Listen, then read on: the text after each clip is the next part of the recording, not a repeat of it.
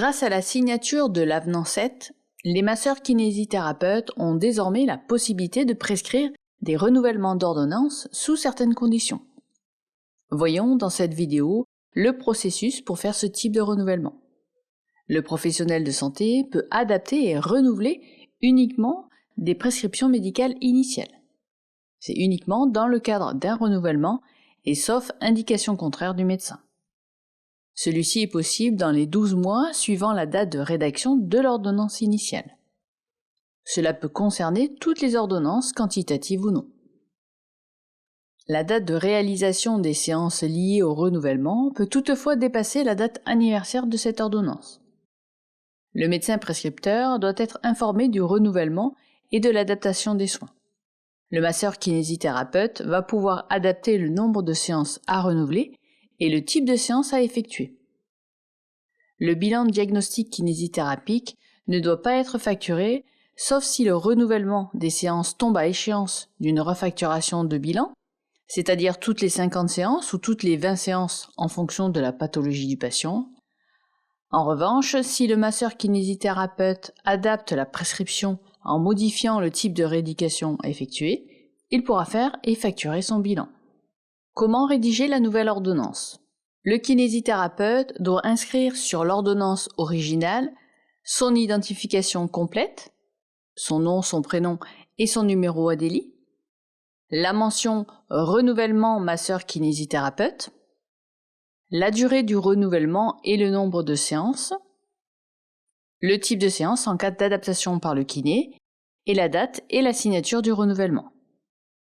Ensuite, le renouvellement de l'ordonnance est remis au patient. Qu'est-ce que doit recevoir la caisse?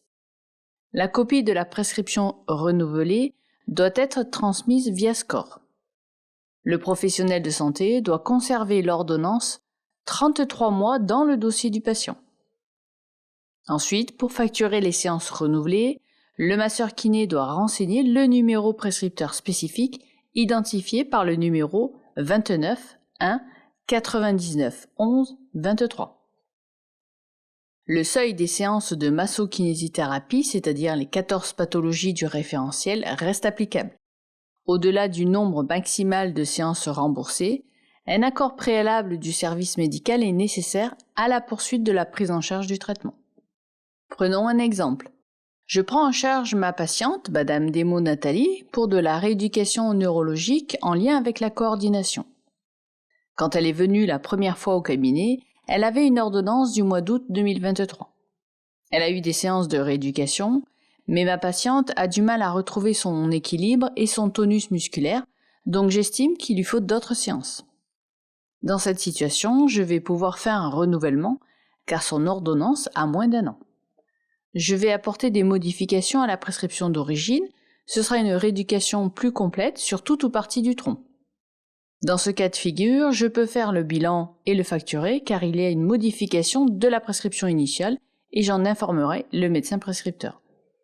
Je préconise de faire 50 séances supplémentaires. Dans Vega, sur le traitement de ma patiente, je clique sur le bouton « Autre action » et « Renouveler ». Je scanne l'ordonnance avec les spécificités du renouvellement en cliquant sur le logo représentant un scanner, puis sur « Ordonnance » et sur « Numériser ». J'indique le médecin prescripteur spécifique que la caisse préconise. Ici, je note par exemple « Médecin caisse » avec le numéro 29 1 99 11 23, puis j'indique la date de prescription de mon renouvellement. Je renseigne ma nouvelle cotation et je coche les actes que j'ai déjà faits. La suite dans Vega ne change pas.